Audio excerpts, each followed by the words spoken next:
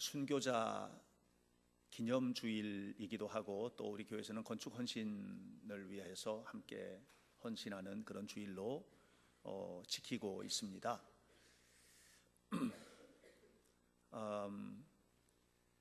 히브리서 11장에 나오는 수많은 믿음의 위대한 인물들, 한 사람 한 사람을 뜯어다 보면 대단한 분들이죠. 정말 대단한 믿음과 그 믿음으로 인하여 영광을 누렸던 그런 사람들. 히브리서의 기록자는 그 한 사람 한 사람을 기록을 하다가 나중에는 숨 막힐 정도로 감동 안에서 이름을 그냥 쏟아내기 시작하는데, 그게 오늘 성경의 시작입니다. 32절, 내가 무슨 말을 더하리요? 기드온, 바락, 삼손, 입다, 다윗 및 사무엘과 선지자들의 일을 말하려면 내게 시간이 부족하리로다. 그러고 나서 그가 알고 있는 수많은 사람들의 이름을 일일이 기록할 수가 없죠. 그래서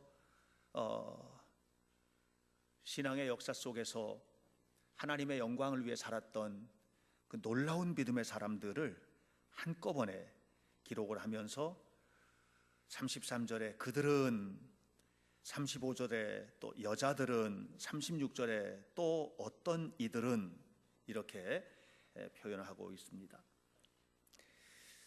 우리 현대교회 성도들도 이 히브리서 11장에 나와 있는 믿음의 사람들의 반열에 여러분들의 이름이 곱게 기록되는 승리하는 믿음의 사람들이 되시기를 축복합니다.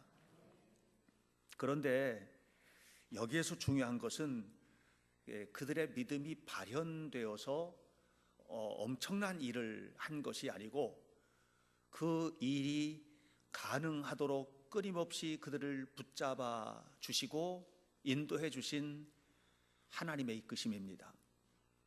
이 하나님의 역사가 아니면 이들의 믿음은 헛것이죠.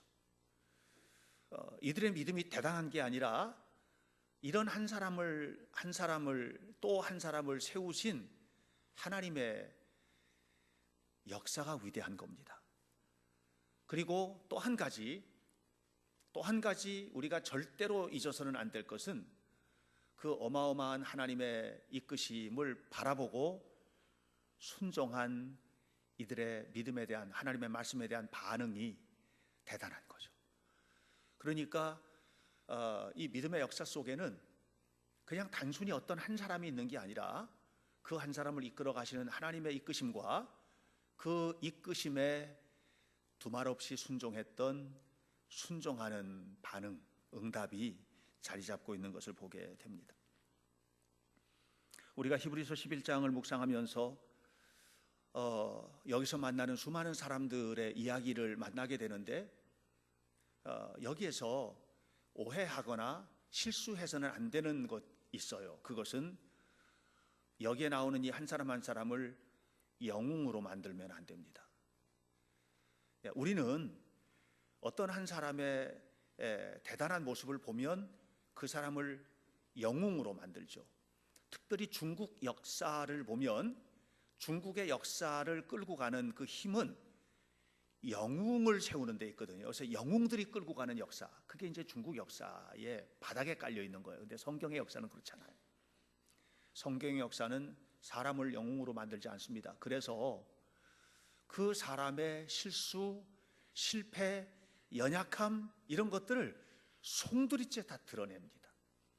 다윗이 범했던 정말 부끄러운 죄도 기록해 놓는 겁니다.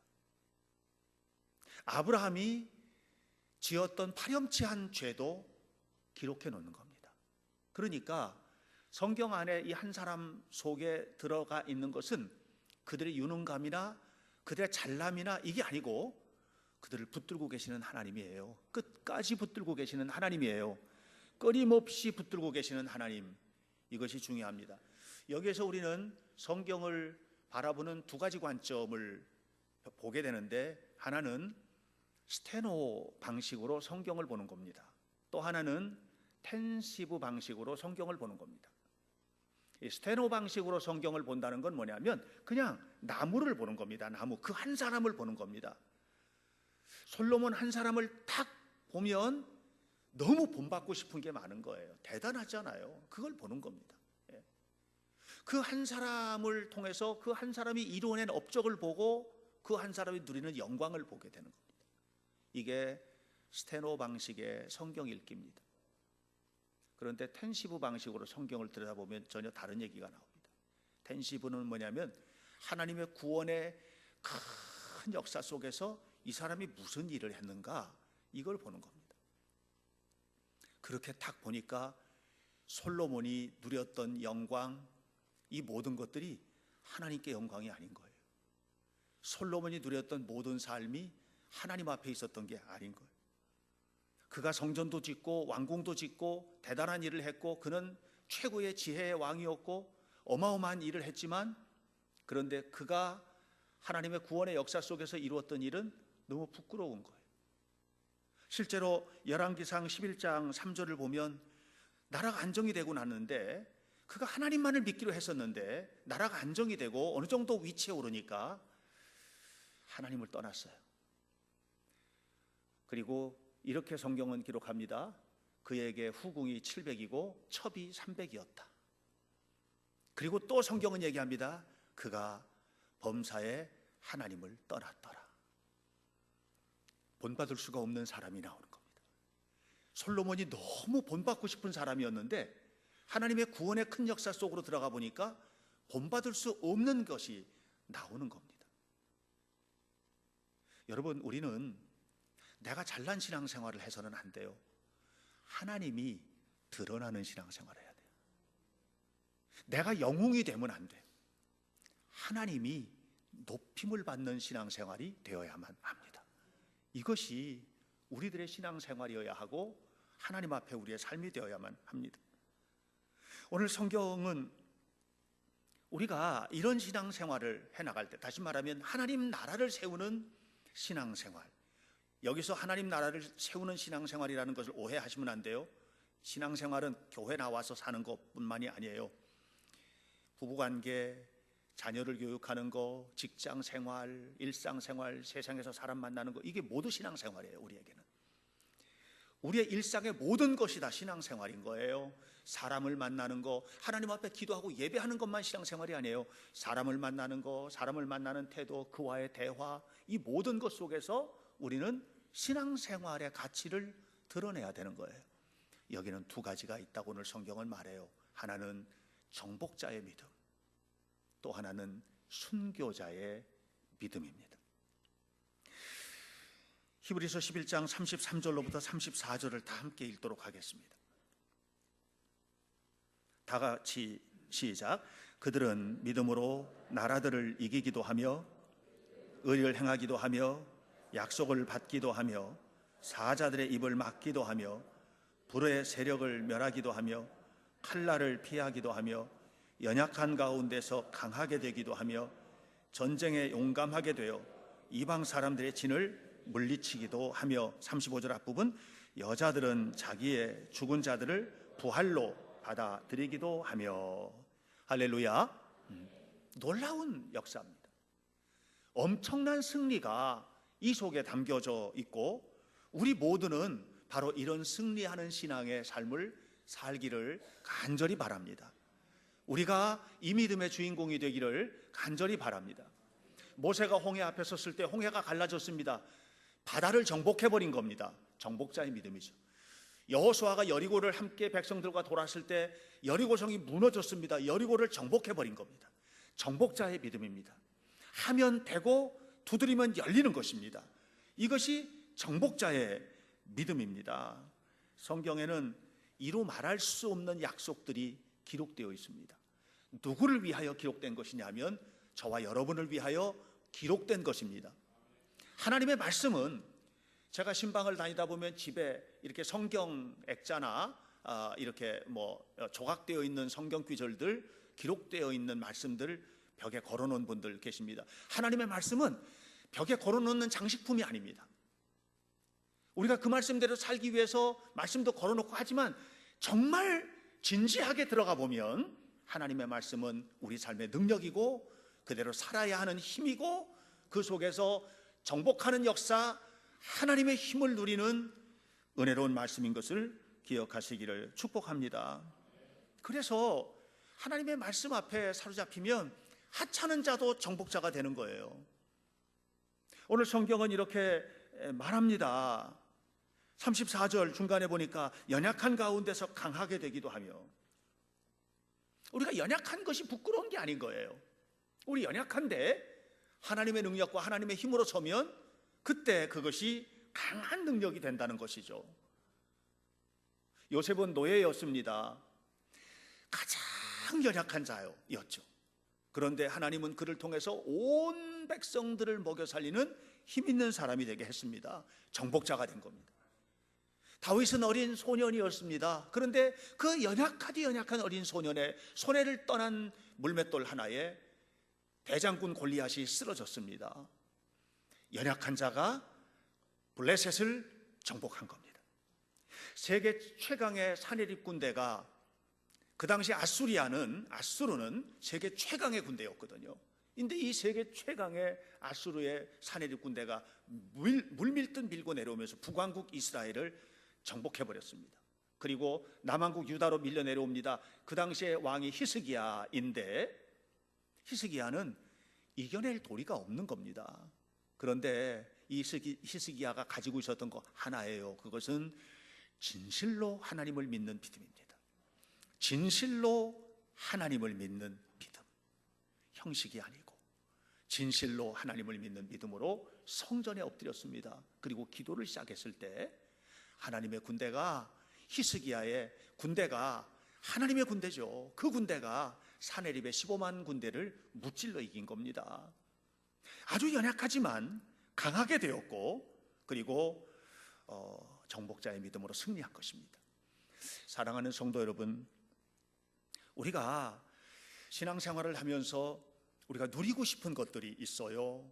이 정복자의 믿음, 병든 자가 낫고 실패한 자가 승리하는 삶, 하나님 앞에 기도하면 응답받고 간절한 마음으로 하나님 앞에 구할 때 열려지는 은혜, 이 은혜가 우리 모든 성도들의 것이 되기를 간절히 축원합니다. 이것을 통해서 하나님 살아계신 것을 증명해내는 거예요. 봐라, 하나님 살아계시잖아. 봐라, 하나님께서 질병도 정복하시잖아. 봐라, 하나님께서 이렇게 완전히 내려앉은 것도 세워주시잖아. 이 정복자의 믿음이 저와 여러분, 우리 현대교회 모두의 것이 되기를 간절히 축복합니다. 그런데 정복자의 믿음의 배후에는 그냥 정복자가 되는 게 아니라는 거예요. 오늘 성경은 또 다른 믿음에 관한 이야기를 하고 있어요. 그것은 순교자의 믿음입니다. 여러분, 믿음은 정복하는 것을 통해서만 증명되는 게 아닙니다. 여러분, 교회의 역사를 살펴보면 교회의 역사는 순교의 피로 얼룩진 역사라고 하는 것을 부인할 수가 없습니다. 그래서 교회는 순교자의 피 위에 세워진 교회라고 이렇게 얘기를 합니다. 여러분, 순교는 정복이 아닙니다. 순교는 세상의 입장에서 볼 때 반갑고 환영할 만한 대상이 아닙니다. 죽어야 되잖아요. 죽어야 된다고 하는 사실은 우리 모두에게 기쁨으로 받아들이기가 너무 어려운 대상입니다. 예수님을 믿고 눈에 보이는 승리가 나타나 시험을 쳐서 합격하고 사업을 해서 성공하고 병든 몸이 고침을 받고 이렇게 승리하는 역사가 나타나는 것은 우리가 얼마든지 자랑거리인데, 그런데 그렇지 않았을 때에 이것을 받아들이기가 어렵습니다. 그러나 여러분 분명히 아셔야만 합니다. 그 눈에 보이지 않는 승리인 순교 배후에는 하나님의 위대한 흐름이 또 있어요. 스데반이 순교를 당해서 죽었지 않습니까? 스데반이 죽을 때 아무것도 나타난 현상이 없는 거예요. 그냥 죽은 거예요. 돌에 맞아서 죽은 거예요. 근데 그것을 가만히 보고 있던 한 사람이 있었는데, 그게 누구냐 하면 사울이라는 청년이었습니다. 그리고 이 사울이라는 청년의 변화의 중심에 스데반의 순교가 자리 잡고 있습니다. 스데반은 죽었는데 그 죽음이 거름이 되어서 사울을 세운 겁니다. 그리고 바울이 된 겁니다. 교회의 역사가 새로워지는 놀라운 은혜가 그 속에 자리 잡고 있는 것입니다. 여러분, 바울의 승리의 배후에는 사울의 순교가 자리 잡고 있어요. 여러분, 승리의 삶, 정복자의 믿음은요, 그냥 되는 게 아니에요. 누군가의 순교가 그 속에 자리 잡고 있어요. 이 교회가 부흥한다면, 여러분의 삶에 축복이 임한다면 그 배후에 자리 잡고 있는 게 있어요. 그것은 순교자의 피입니다. 오늘 성경 히브리서 11장 35절로 37절 함께 읽겠습니다. 35절 아까 읽었던 다음 부분부터입니다. 함께 시작. 또 어떤 이들은 더 좋은 부활을 얻고자 하여 심한 고문을 받되 구차히 풀려나기를 원하지 아니하였으며, 또 어떤 이들은 조롱과 채찍질 뿐 아니라 결박과 옥에 갇히는 시련도 받았으며, 돌로 치는 것과 톱으로 켜는 것과 시험과 칼로 죽임을 당하고 양과 염소의 가죽을 입고 유리하여 궁핍과 환난과 학대를 받았으니. 참 아멘하기 어려운, 정말 아멘 말하기 어려운, 이것이 남의 이야기니까 아멘 할 수 있지만 나에게 다가온다면 이것을 기쁜 마음으로 받아들이기 어려운, 그러나 하나님의 말씀이기 때문에 아멘 해야만 하는 바로 이 자리가 순교자의 자리인 것입니다. 흔히 우리가 신앙생활을 하면서 예수님을 믿으면 고생 끝 행복 시작 이렇게 생각합니다. 질병 끝 건강 시작, 모든 저주와 좌절과 아픔에서 물러나, 물론 죄와 사망에서 풀려나고 영적으로 영광을 얻는 자리에 들어선 것은 분명하지만 내가 살아가는 육신의 모든 것들이 다 완전히 치유되고 회복되고 꿈과 같은 좋은 일만 생기는 세상, 아니라는 거죠. 아니라는 거죠. 그런데 아인슈타인이 했던 말이 의미가 있어요. 아인슈타인이 나중에 참 좋은 신앙인이 되었는데, 아인슈타인이 이런 얘기를 했어요. 세상을 보는 두 가지 눈이 있다는 거예요. 하나는 기적이 없다고 생각하고 살아가는 거, 또 하나는 모든 삶 속에서 기적을 바라보며 사는 거. 이 두 개의 눈이 있다는 거예요. 우리가 뭘 보고 사는가? 우리는 뭘 보고 사는가? 우리는 어떤 눈을 뜨고 살고 있는가? 여러분, 살아가다 보면 고통스럽고 힘든 일도 있지요. 그런데 그 속에서 하나님의 손길을 보는 거예요. 힘든 건 분명히 맞는데 하나님의 손길을 보는 거예요. 그걸 봤기 때문에 바울이 이긴 거예요. 여러분, 사도 바울이 고린도후서 6장을 보면은요, 정말 너무나 감당할 수 없는 고통을 겪었어요. 그런데 사도 바울이 뭐라고 하냐면은, 그러나 이 모든 것 가운데 우리에게 승리를 주시는 하나님을 찬양한다는 거예요. 기적을 보고 사는 거예요. 기적을 보고 사는 거예요. 오늘 우리도 하나님 앞에 이것을 봐야만 합니다. 35절에서 말합니다. 주님 때문에 심한 고문을 받았는데 구차하게 풀어달라고 하지 않았다는 거예요. 36절에 조롱과 채찍을 당하고 결박과 옥에 갇혔는데 풀려나기를 간구하지 않았다는 거예요. 37절에 돌에 맞고 톱으로 켜고 칼로 죽임을 당하고. 여러분, 실제거든요. 이게 순교의 역사, 이 순교사에 관한 책들이 있는데 이런 책들을 읽어보면 정말로 톱으로 사람을 썰었습니다. 이거는요, 그냥 목을 탁 쳐서 죽이는 건 너무 신사적이에요. 톱으로 썰어서 죽이는 거, 어떻게 이런 일이 있을 수가 있겠습니까? 38절에 광야와 산과 동굴과 토굴에서 유리하는 삶을 살았다는 거예요. 그런데 중요한 게 있어요. 예수님을 부인하지 않은 거예요. 왜 그런 줄 아세요? 예수님이 눈앞에 보이는 거예요. 하나님이 눈앞에 보이는 거예요.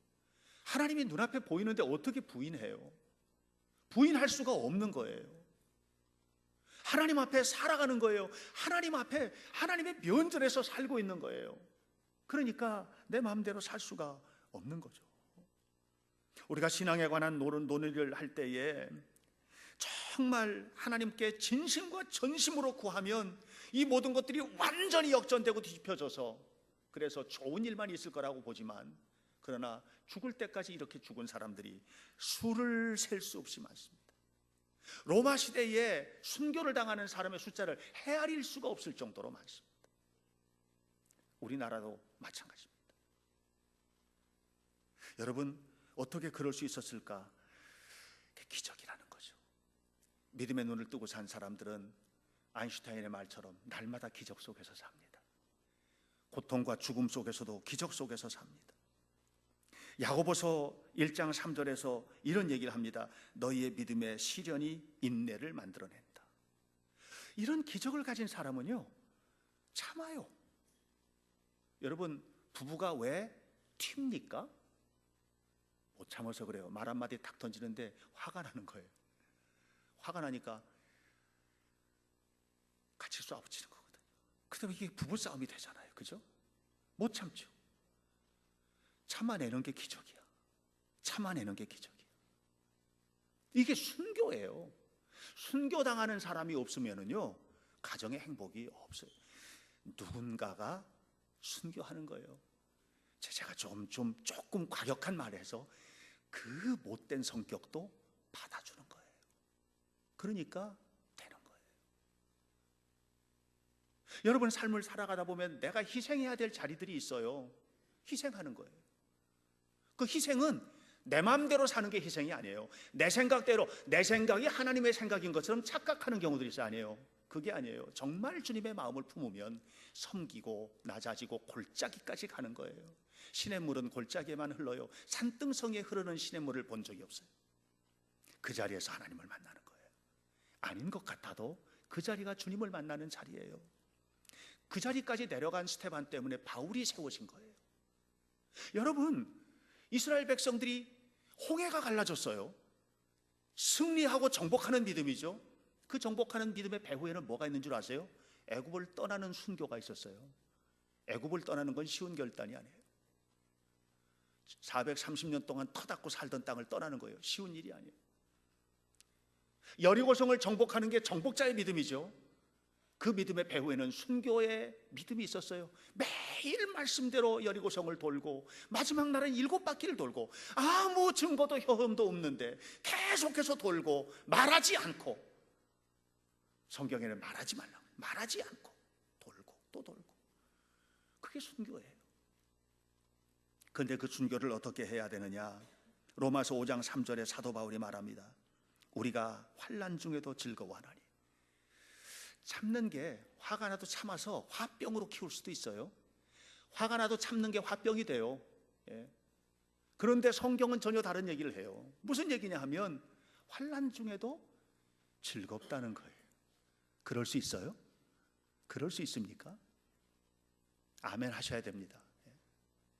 아멘 하기가 너무 어렵죠.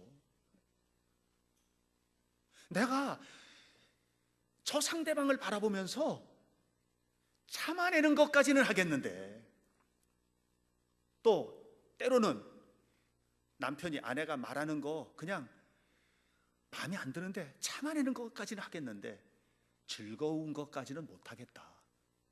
우리들의 일상적인 태도죠. 즐거운 것까지는 못하겠다. 억지로라도 하는 건 하겠는데 기쁜 마음으로는 못하겠다. 이것이 오늘 우리들의 삶의 모습이죠. 그래서 순교가 없는 거예요. 순교가. 피 흘림이 없는 거죠. 싸우느라고 피 흘림은 있어요. 교회도 요즘에 교회들이, 어떤 교회들은 막 싸워서 피 흘려요. 희생의 피를 흘려야 될 교회인데, 희생의 피를 흘려야 될 가정인데, 희생의 피를 흘려야 이 사회가 살 텐데, 다음 세대가 살 텐데, 정말 목을 놓아서 기도하며 하나님 앞에 기도하고 마음을 바쳐서 세워야 될 텐데, 그게 아니고 싸우고 있는 거예요. 오늘 우리는 과연 순교하고 있는가? 그냥 교회를 바라보며 순교하고 있는가? 하나님의 나라를 바라보며 순교하고 있는가? 기독교 역사는 순교로부터 시작됐습니다. 기독교가 공인될 때까지 300년간 순교의 피가 흘렀습니다. 10번 정도의 국가 단위의 순교가 있었습니다. 엄청난 핍박이 있었습니다. 주 64년에 네로 황제의 핍박부터 시작해서 뭐 감당할 수 없는, 트라이아누스 황제 때는요, 하루에 수천 명씩 그냥 매일 죽였습니다. 예수 믿는 사람들을 닥치는 대로 잡아 죽였습니다. 그러면 없어져야 되는 거예요. 이게 예수 믿는 사람들이 씨가 말라야 되는 거예요. 안 믿어야 되는 거예요. 믿으면 죽는데 그걸 누가 믿어요? 그런데 부흥을 하는 거예요. 왜 부흥을 하느냐? 순교를 당하는데 다르게 순교를 당하는 거예요. 죽으면서도 나를 죽이는 사람에게 사랑합니다 하고 죽는 거예요. 죽는데 태도가 달라요. 죽는데 두려워하질 않아요. 왠 줄 아세요? 죽음이 저주가 아닌 거예요. 죽음을 통해서 천국 가는 거예요. 이걸 바라보니까, 다시 말하면 죽음의 순간에도 예수님을 놓치지 않으니까, 그러니까 순교를 당하는 거예요. 내가 하나도 손해보지 않으려고 하고, 나는 하나도 마음 상하지 않겠다고 하고, 나는 이렇게는 못 살겠다고 하고, 이렇게 사니까 순교자가 없어요. 그래, 가정이 깨지고 관계가 깨지고 다 깨지는 거예요. 이것이 오늘 우리들의 삶의 현장이에요.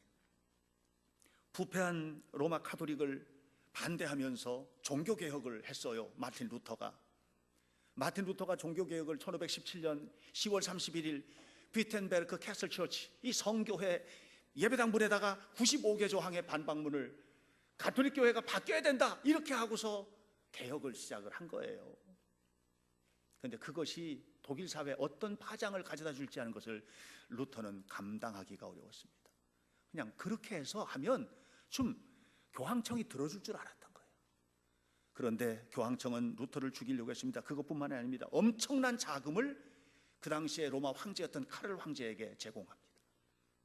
어마어마한 자금을 제공을 합니다. 그리고 황제는 그걸 가지고 보병 15,000, 마병 5,000, 엄청난 숫자의 군대를 그래서 닥치는 대로 죽였습니다. 닥치는 대로.